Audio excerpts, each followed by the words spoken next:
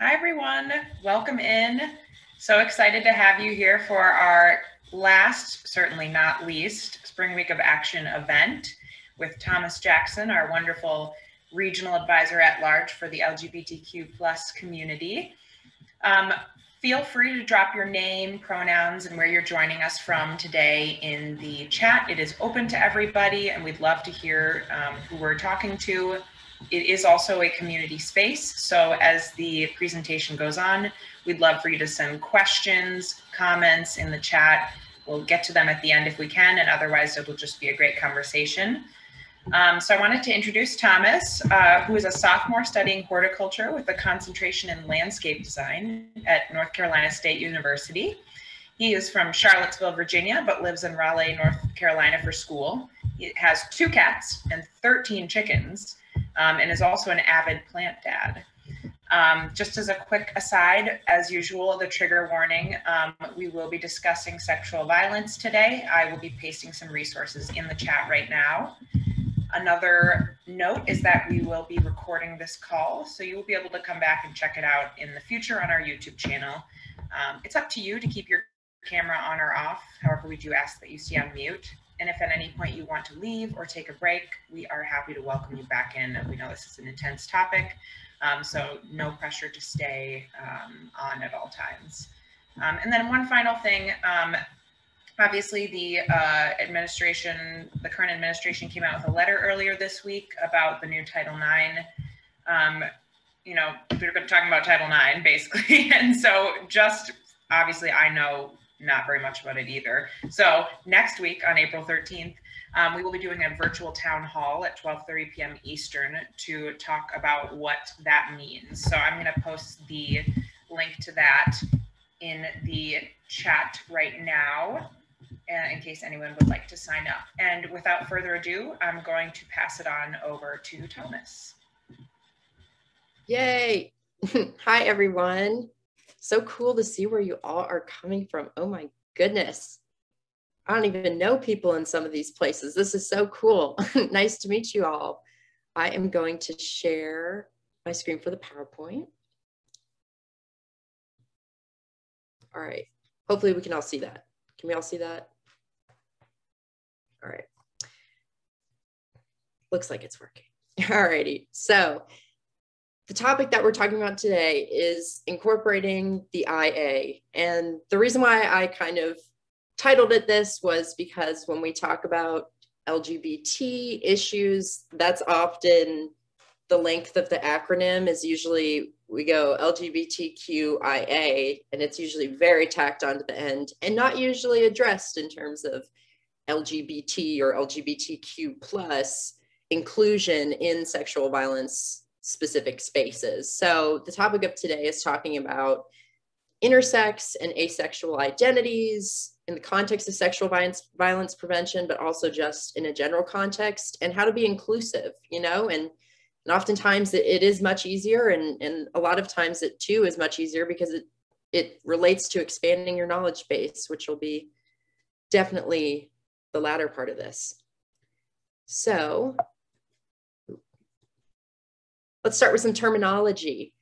So I'm going to go into kind of an in-depth look, but you know, still trying to keep it very accessible to everyone and not too much at once. But I hope that this is a jumping off point for you to explore these issues further educate yourselves. This is not going to be an exhaustive, you know, list of every single way that this presents, but this is, you know, taken from resources that tried really hard to look for and very reputable within these communities, networks, and information pipelines on intersex and asexual issues and topics. So this shouldn't just be the only, you know, place, but I hope that it is a persuasive jumping off point for you to engage with these issues and identities and support them. So let's start with intersex, which is very commonly not understood. The most prevalent unified definition that I've been able to find and most respectful to intersex folks is from the Intersex Society of North America. It defines intersex as a general term used for a variety of conditions in which a person is born with reproductive or sexual anatomy that doesn't seem to fit the typical definition of female or male.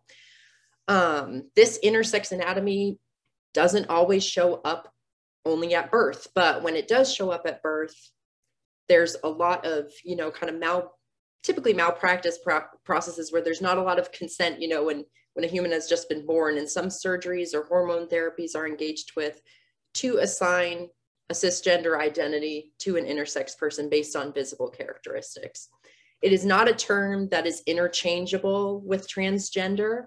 And because of this kind of focus on semantics or what defines intersex or what isn't, the medical community is very strict with how they define intersex and is very focused on specifically mostly visible sexual characteristics at birth.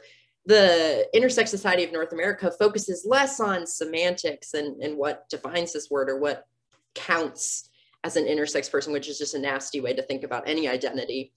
And they look more on how to build a stigma-free world just pertaining to gender, and intersex people are often very much at the forefront of considerations of that gender is not a rigid binary, and sex isn't even in a rigid binary in the case of intersex. So it's definitely a very kind of ill-defined by the medical community, but as terms of a collective identity, it is very how you show up and how you define yourself as intersex is a kind of characteristic of the intersex community.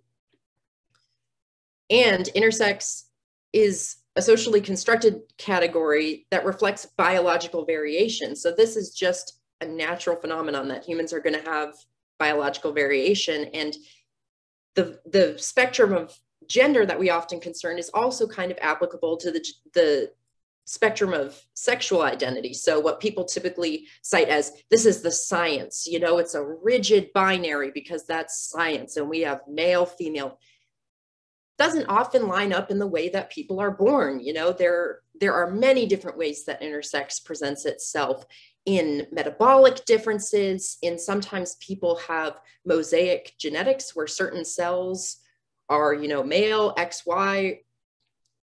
And sorry, I forget, I haven't touched up on biology, but, some cells are chromosomally male and some cells are female in the same individual. And so there's a lot of variation in terms of what sex really means. So this part is just supposed to identify, that sexual anatomy is more a spectrum than people think. And that people often treat even cisgender, somebody says, well, I'm assigning myself to the gender binary of female, or, disclosing that I identify as that. People often associate that with, rigid sexual binary too, but that often doesn't line up. So this is something that's very specific to intersex and something to think about that we'll discuss later. And now we'll talk about asexuality. And I searched for a great graphical representation because it is a very complex kind of identity. And this kind of perfectly encapsulates a lot of the multiplicative identities of the asexual community. And it very clearly kind of splits out two binaries that aren't often thought of. And so people often treat asexual identified people who are colloquially referred to and typically use the term ace. So if you see that further in this presentation, that's the specific identity I'm referring to. They often are viewed as antisocial, that because they're cut off from sexual desire or not cut off, do not desire sexual contact in their lives to some degree. As you'll see, there's kind of a gray area identity within it, or demisexuality, because there's a not present sexual desire. There's this perception that, well, then there's no romance or no romantic connection. And that's a very specific identity, as you'll see at the bottom, the blue circle. This is from HuffPost. There is an aromantic identity, which can present itself in any, level of sexual desire spectrum. But I mean, there's so many other romantic identities. There's heteroromantic, homoromantic, biromantic, panromantic. There are, romantic identities that reflect sexual identities, but are respective more of someone whose attraction is not sexual in nature. There are people who are ace-identified who call themselves, use the term gray asexual or gray ace.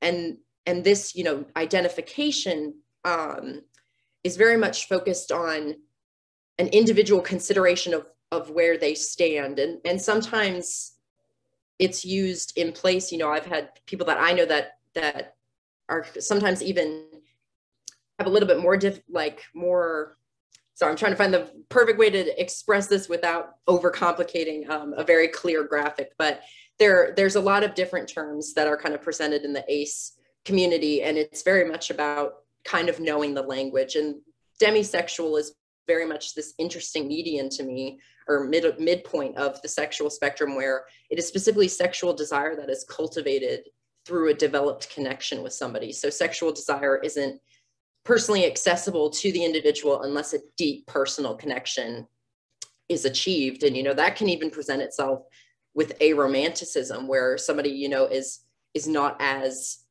desiring of romantic connection just naturally in the way that they interact socially in relationships. And so this is a very interesting thing to consider, is that there's a lot more complexity to asexuality that is given. And hopefully, if this is very surprising or new to you, you realize how little public education there is on such an important part of the community. And gray asexuality is very much just can be on either kind of side of that infographic, is what I was trying to say earlier, but minced the words. But yeah, this is something that I love, you know, talking about, just because this is a very, in the spectrum of the LGBTQ plus QIA plus, asexuals are very often discriminated against on, you know, just because of the kind of perception of the LGBT community as being very focused on sexual desire. So, but as you can see, there's different ways to be queer in the romantic front, and even as ace identified. So now we'll move into what sexual and interpersonal violence looks like for these groups. I did want to do another strong trigger warning. This is mention of intersex and ace specific violence and stigma. And if you come from any of these groups or have seen this experienced around you, I just wanted you to be advised that we will be discussing this coming up, and please do what you need to do to stay comfortable, in kind of as a continuation of the prior trigger warning. So we will get into this topic. So what violence looks like for intersex people. I want to start with the large, kind of intentionally large text statistic on the screen, which is that 50% of intersex victims of domestic violence, here we go, reported being raped by a romantic partner. So in the intersex community, a kind of common statistical thing that is seen is a lot of violence is cited in the context of a romantic or sexual relationship with an individual. And that's something that is very prevalent, unfortunately, for these communities. So oftentimes abusers and assaulters may be even more commonly somebody who the individual is currently together with.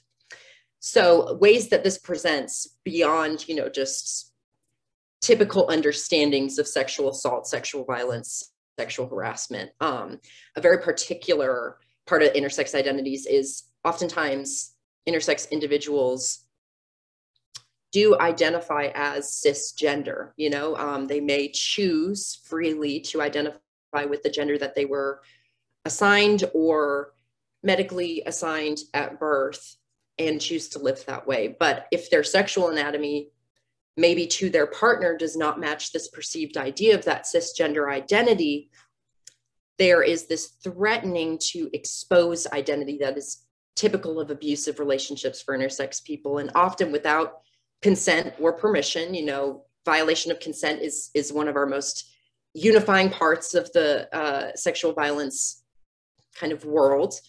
And oftentimes this exposure is to key figures in the person's life. So important educators, you know, people who may not necessarily be unaccepting, but just people who the individual has not offered consent for that person to know and hasn't identified themselves as intersex to that person. This is very common. There's also a pressure to conform in these relationships, and that's often the person is coerced into acting like one identity for their partner. which when discussing sexual violence, if the assault occurs and the behaviors or the sexual anatomy that is being engaged with or manipulated by the abuser or assaulter is inconsistent with someone's perceived idea of what that person's identity or how they're showing up in terms of their identity, this can often be an extra barrier to storytelling or to reporting in terms of the larger frame of survivorship. There's also an issue of forced hormone therapy or surgery while in a relationship to conform to sexual characteristic standards. So this is a major issue for intersex relationships and something to be very mindful of when, looking at these issues. There's also an issue of disqualifying or assigning queerness. As I mentioned before, a lot of intersex folks identify as cisgender, so as the gender that they were assigned at birth. Some identify as transgender, some identify as non-binary. There is a gender identity layer to this that isn't always answered for by the qualifier of intersex, but isn't denied by the qualifier of intersex. So essentially, intersex does not just mean queer.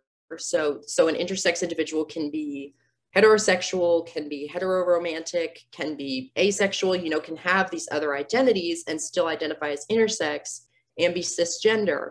But they can also be any other part of the gender spectrum, sexuality spectrum. So this is something to keep in mind, is that because it's a part of the LGBTQIA community, does not always mean that the queerness is extended to that person's identity, and it may not be the community that they very directly identify with, even though we are all a part of it.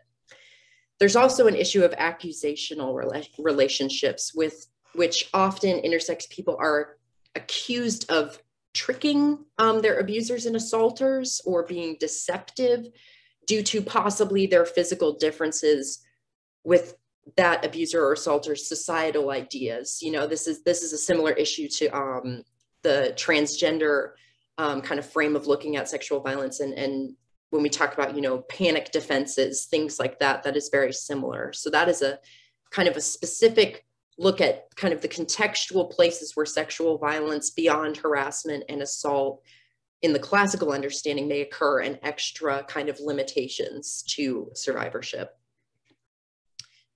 What violence for asexual people looks like. This is a very kind of expansive look at kind of larger attitudes toward ace identities that often drive sexual violence. And one thing about both of these identities is because there's this kind of societal look at deficiency and being able to satisfy some form of societal saying you're perfect or you fit into our idea. A lot of motivators, statistically, of sexual violence is a desire to humiliate or embarrass or degrade one's, subject or victim or soon to be survivor. And that's kind of something that makes this high prevalence of sexual violence for these identities, especially the more heavily stigmatized by society, even more imperative to start combating. So one of the major unifying forms of sexual violence for asexual people is a specific type of rape called corrective rape. And this is when a quote that I saw from an asexual activist that summed it up perfectly is, when people hear you are asexual, some take that as a challenge. And I think that I'll just take a moment for that quote to set in. Not too long of a moment. And just think about, this is this perception of not thinking or intentionally not viewing asexual people as human or viewing them as less than human because they do not express sexual desire. And this kind of bridges to this issue of harmful narratives, is that people of all sexual identities are more likely to discriminate against asexual people within the LGBT community. There is a lot of discrimination and microaggressions and macroaggressions against asexual people, unfortunately. And lacking sexual desire is viewed as deficiency in these individuals. And that is a very harmful attitude and a very big limit to survivorship reporting, engaging with reporting or even engaging with spaces for survivors. And 2 quotes toward the bottom are kind of specific instances of things that are said or ways that that narrative presents itself in the lives of asexual survivors and people. One such quote is that people believe that asexual identities, there is no sexual contact whatsoever. And hearkening back to our idea of demisexual or gray ace, and even romantic identities, or even, just kind of there is some sexual desire on that spectrum, but still ace identified or gray ace identified, however somebody identifies themselves. There's kind of this idea of the only way to be safe from rape is to date another ace. And this is just so incorrect and wrong, and is just, asexuals can and do assault people. And often, sexual assault and violence, as we know, is about power. It's usually typically not about attraction in the kind of positive sense. It's a lot about exertion of power. And this can occur within the asexual community too. Another very harmful attitude is when people treat asexual people and express asexual people. Are you sure you aren't just overreacting to their own experience after disclosing it because you hate sex? This is something that is so commonly said, unfortunately so. And ace stories, asexual survivorship stories, sometimes do have a lot more subtlety and may not look, as egregious as the public expects. We have this litmus test for what survivorship looks like and what counts. Again, this idea of that doesn't count, it's just so harmful and needs to be thrown out the window and unlearned from the ways that we operate. And it's also factually incorrect because it posits asexual people as hating sex, which does not really have anything to do with the asexual identity. As a person's desire to express themselves in a relationship or engage with a certain type of desire, and that's just natural to a person. It's not an attitude about sex. And so this is commonly seen as a way that narratives are disqualified by saying that asexual people just claim that consensual sex was rape, which is so far from the truth and a very unfortunate reality. So this is a very present way that sexual violence is often denied to, and survivorship and confrontation of sexual violence, is denied to asexual people and kind of ripped from their hands, when there's very real ways that asexual violence presents itself because they are not perceived as fully human. And so when it comes to supporting intersex survivors, one of the most important things to remember, we'll take a deep breath. That was very heavy. I forgot to do that. Let's take a little pause, deep breath before we get into more of the motivating part of it. I don't want to rush anyone if that was difficult for you. Okay, so now the more positive piece, supporting these individuals and building this into our work, why we're all here today, hopefully. One of the most important assumptions with reporting and with this idea of, when we discuss reporting pipelines, is that medicine is often a hostile place and a site of violence for intersex people. And that may be a major barrier to reporting that is a systemic societal issue. And sometimes, in some of our sexual violence prevention or survivorship community spaces, there's this kind of thought that, oh, just go report, or here's where you can report, or to promote reporting, we need to better share what resources are out there to people. And oftentimes those resources are people's student health services, their campus police who may not be trained in handling the sensitivity of discussing people's physical anatomy where violence may have occurred, or in the case of survivors, did occur and is being reporting because we believe survivors. So this is a very important thing to keep in your mind. Another thing is just because such a high prevalence of intersex discrimination, 36% in this infographic is the largest percentage, occurs on schools and universities, it's a very important place to make intersex people feel valued in every space. And creating space free of intersex discrimination is imperative to this movement and very important. And when we're talking about campus sexual violence prevention groups and It's On Us chapters should be at the forefront of driving better intersex inclusivity on their campuses by leading by example. So now we'll move on to some kind of actionable items. So this is just kind of a synthesis of all of the things that we've just learned or been exposed to or heard, and hopefully, if it was your own experience, represented it well. Here's some ways to support both identities. First off, what we just talked through is be mindful that medicine and reporting via it is even more inaccessible to intersex folk. One way to address this is to create spaces and use language that isn't, I said gender specific here, but even gender normative, cis heteronormative, or reliant on sexual characteristics. You know, we see a lot of movements and kind of larger scheme of feminism that focuses a lot on sexual anatomy, reproductive anatomy, and reproductive health, which is important, but reliance on those narratives or a strong prevalence of those narratives or a kind of skew of outreach to those narratives or creating spaces for an idea of woman. And maybe the name is a pun based on anatomy or something of that nature, is oftentimes makes it not accessible. So take a very good look at what events, what initiatives you are planning for your specific campus, and look at ways to just really take out gender assumptions or sexual anatomy assumptions from the construct of it and allow it to just be an open space where experiences are shared.